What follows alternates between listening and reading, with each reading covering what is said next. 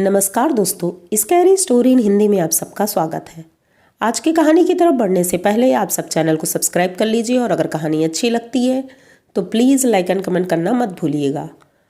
आज की कहानी बहुत ही ज़्यादा खौफनाक होने वाली है, तो प्लीज़ हेडफोन लगा लीजिएगा और रेडी हो जाइए हमारी कहानी की तरफ। आज की कहानी विपुल की है और ये कहानी आज से कई साल पहले की है, क्योंकि विपुल के बचपन से ही ये शुरू हो गया था। विपुल अपने माँ बाप का इकलौता लड़का था और उनके पिताजी के पास बहुत पैसा था। उनकी दो कंपनियाँ थीं, खेती थी बहुत और 2-3 हवेलियाँ थीं। ये मानिए कि पैसा बहुत था। इस वजह से विपुल बचपन से ही कुछ जिद्दी किस्म का था और जो भी इच्छा करती थी उसे वो उनके घर वाले पूरी करते थे। बचपन में तो ठीक था, लेकिन धीरे धीरे जब वो बड़ा होने लगा तो यही आदत इनके घर वालों को अखरने लगी कि कभी भी वो किसी भी चीज़ की जिद कर देता था जिसे कि पूरा करना पड़ता था। सब लोग बहुत परेशान होते थे कि बड़े होने के बाद ये प्रॉब्लम हो सकती है, लेकिन अब वो सुधरने वाला नहीं था और स्कूल कॉलेज पहुंच गया था। लेकिन उसकी ये आदत अभी भी सुधरी नहीं थी, अपने दोस्तों के बीच में रौब दिखाना अपने पिताजी के नाम पर, और ये सारी चीज़ें बहुत ही ज़्यादा ख़राब लगती थी उनकी मम्मी को। उनके पड़ोसी भी बोलते थे कि तुम्हारा बच्चा तुम्हारी सुनता नहीं है और अपने में ही मगन रहता है। ये चीज़ें देखते देखते एक दिन विपुल बोलता है कि पापा, मुझे मेडिकल की पढ़ाई करनी है, जिसके लिए मुझे विदेश जाना है। यहाँ इंडिया में मुझे पढ़ाई नहीं करनी है। तो उनके पापा ने बोला कि चलो, पढ़ाई के लिए बोल रहा है तो अच्छी बात है, कोई फालतू काम तो है नहीं। इसलिए उनकी मम्मी को मनाते हैं और बोलते हैं ठीक है, इसे पढ़ाई के लिए हम विदेश भेजेंगे और अच्छे से पढ़ाई करना बेटा, ये सब समझा के उनकी माँ उनको वहाँ से भेज देती हैं। लेकिन विपुल की जो आदत थी, उस आदत की वजह से इन्हें नहीं पता था आगे चल के इन्हें क्या देखना पड़ेगा। विपुल विदेश पहुँच जाता है और वहाँ उसकी पढ़ाई ठीक ठाक ही चल रही थी और इधर इनके पिताजी उसकी पढ़ाई के लिए इतना पैसा भेजते थे, क्योंकि मेडिकल की पढ़ाई थी तो उसमें पैसे वैसे भी बहुत लगते हैं। इस वजह से उनके पिताजी को अपनी एक कंपनी बेचनी पड़ जाती है और लेकिन फिर भी वो दुखी नहीं थे कि अभी एक कंपनी है हमारे पास और खेती भी है। तो वो एक ही लड़का था, तो ये सोच करके वो सब कुछ कर रहे थे कि हो सकता है लड़के का भविष्य बन जाएगा और आगे चल के वो कुछ अच्छा डॉक्टर अगर बन जाता है तो हमारे देश का नाम रोशन होगा। ये सब सोच करके वो कर रहे थे। लेकिन उनका बेटा वहाँ क्या कर रहा था ये इनको नहीं पता था। पढ़ाई तो वो कर रहा था, लेकिन वहीं पर उन्होंने अपने कॉलेज की ही एक लड़की के साथ शादी कर ली। ये बात इनके मम्मी पापा को पता नहीं थी।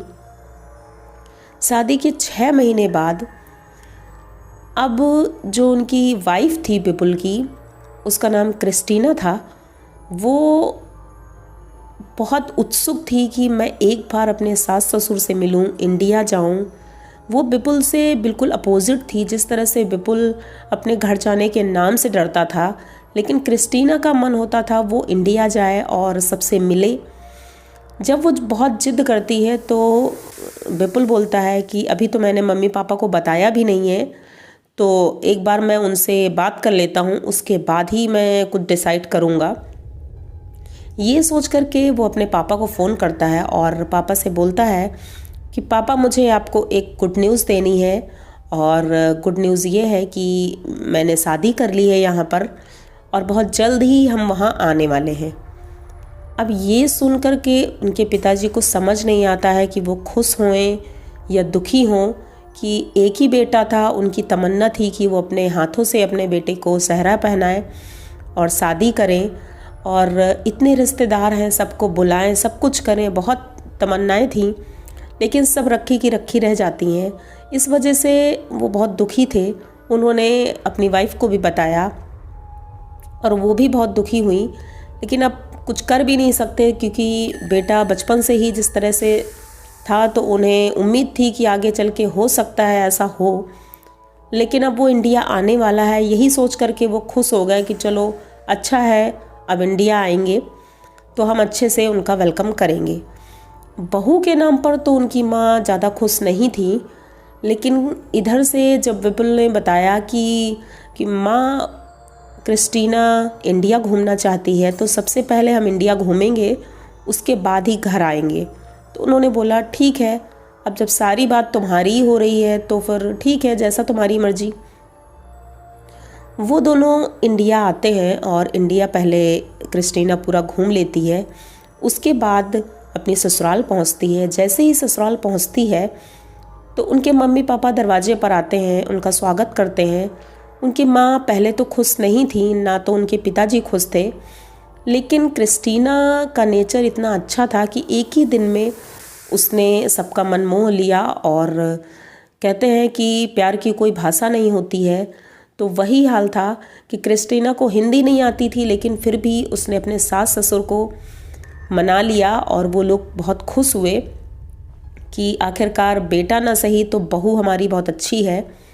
वो दोनों बहुत खुश थे और यही सोच रहे थे कि अब कुछ दिन यहाँ रुकेंगे तो हमें अच्छा लगेगा। लेकिन विपुल कहीं भी उसके अंदर कोई भी बदलाव नहीं आया था, वो बिल्कुल वैसा ही था जैसा पहले था। ये इनके माँ बाप को थोड़ा अखर रहा था।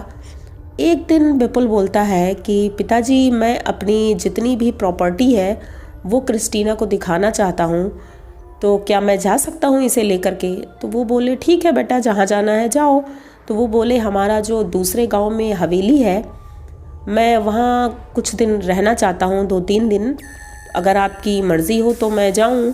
तो वो बोले कि वैसे भी तुम कौन सा मेरी सुन लेते हो, लेकिन उस हवेली में रुकने की ज़रूरत नहीं है, तुम घूम लेना और उसके बाद दूसरे घर हैं और तो वहाँ रुक लेना। तो वो बोलता है नहीं पापा, मैं उसी हवेली में रुकूंगा, क्योंकि हमारी पुश्तैनी हवेली है और इतनी बड़ी हवेली है, क्रिस्टीना को मैं दिखाना चाहता हूँ ये। तो उनकी माँ बहुत रोकती हैं, जो कि क्रिस्टीना को थोड़ा सा अजीब लगता है। वो बोलती भी है कि माँ अगर रोक रही हैं तो शायद कुछ हमारे लिए अच्छा ही होगा, हमें नहीं जाना चाहिए वहाँ पे। लेकिन विपुल किसी की नहीं सुन रहा था। दोनों तैयार होते हैं, सबके मना करने के बावजूद वो उस गांव में पहुँच जाते हैं और उसी हवेली में रुकते हैं। उस हवेली के जो केयर टेकर थे वो दिन में तो काम करते थे, लेकिन शाम होते होते वो अपने अपने घर चले जाते थे। रात में वहाँ कोई भी नहीं रुकता था। विपुल ये थोड़ा अजीब लगता है उसको, लेकिन सोचता है चलो कोई बात नहीं, हमें तो वैसे भी 2 दिन ही रुकना है, हम किसी तरह एडजस्ट कर लेंगे। दिन भर तो ठीक था, दोनों एडजस्ट होते हैं, अपना सामान रखते हैं वहाँ पर। गांव वाले भी दिन में मिलने आए थे और दोनों को मिलके बहुत खुश हुए। क्रिस्टीना सबसे बहुत प्यार से मिली और उसे भी अच्छा लगा गांव वालों से मिल के। और शाम होने लगी तो सभी लोग अपने अपने घर चले गए।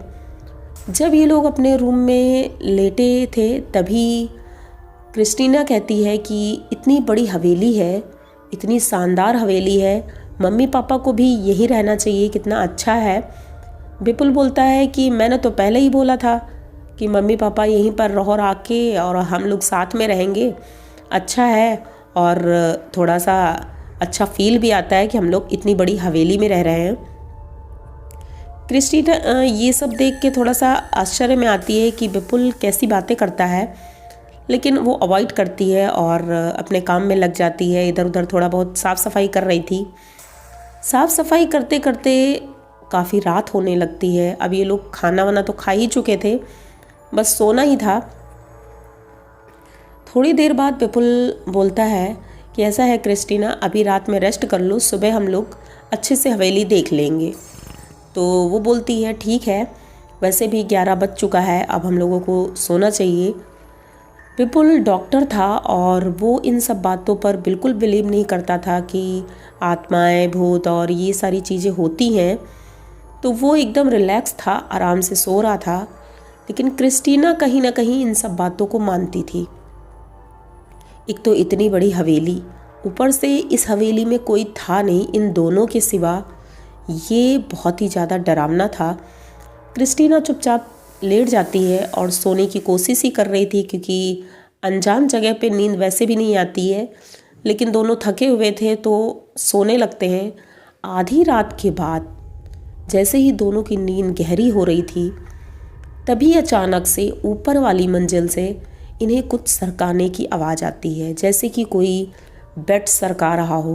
इतनी भारी चीज़, उसकी आवाज़ नीचे आती है। तो क्रिस्टीना उठ के बैठ जाती है तुरंत और विपुल को जगाती है कि देखो, हमें लग रहा है ऊपर कोई है, क्योंकि कोई बेड सरका रहा है।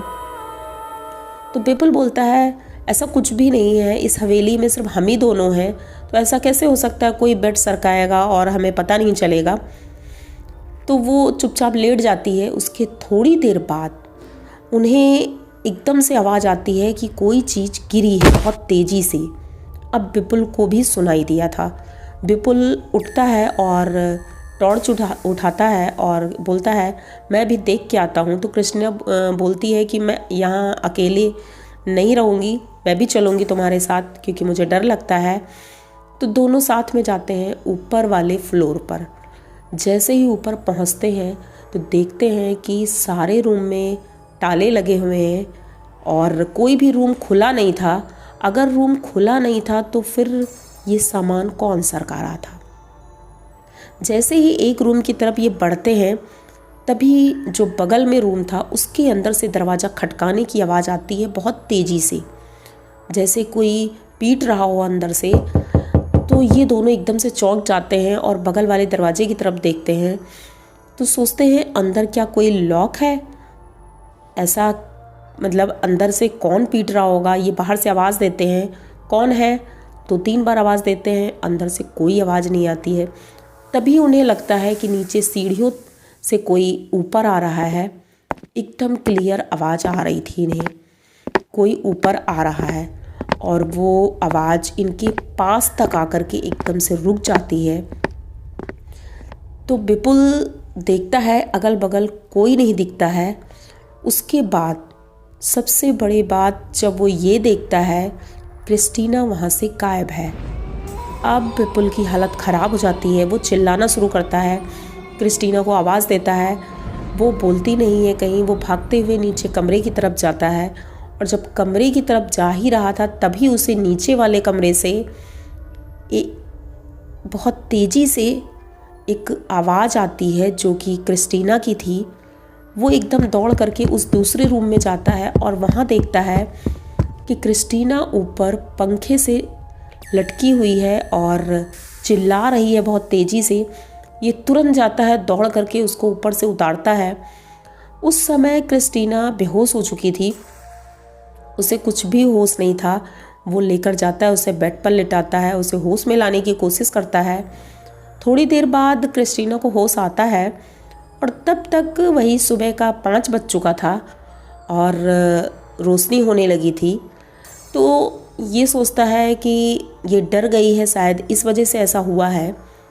और वो गांव वालों को बुलाता है और बताता है सबसे। तो सभी लोग कहते हैं कि मैंने तो पहले ही बोला था कि हवेली में रुकना नहीं, क्योंकि हवेली ठीक नहीं है।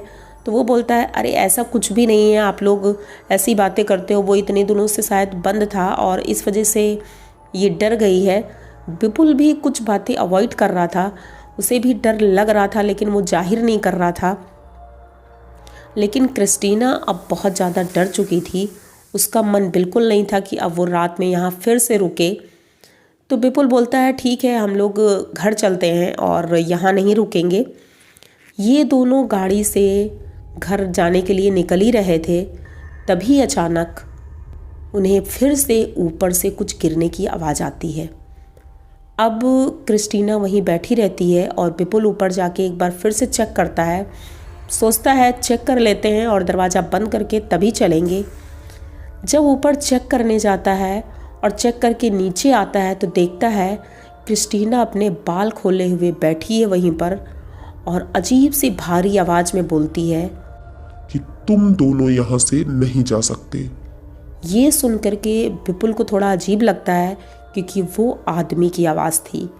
क्रिस्टीना ऐसे कैसे बोल सकती है, ये सोच करके वो उसको हिलाता है और बोलता है कि क्या बोल रही हो तुम।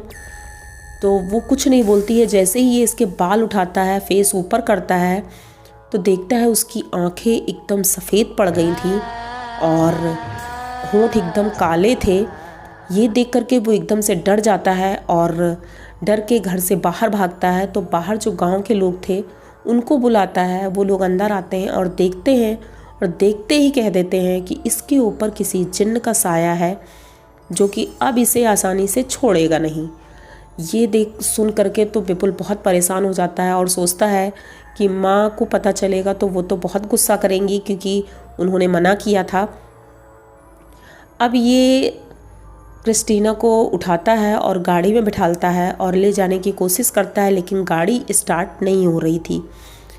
तो सब लोग यही कहते हैं कि ऐसा है कि अब ये यहाँ से नहीं जा सकती है, मम्मी पापा को यहीं पर बुला लो। तो ये फ़ोन करता है और उनके मम्मी पापा तुरंत गांव में आ जाते हैं। हवेली में तो नहीं रुकते हैं, वो हवेली के बगल में एक घर होता है जो कि इन्हीं का था। उसी घर में एक वर्कर जो इनके हवेली का था वो रहता था।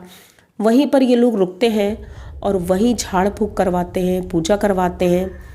बहुत दिनों बाद, ये सोचिए 1 हफ्ता लग जाता है, तब जाकर क्रिस्टीना थोड़ी नॉर्मल होती है।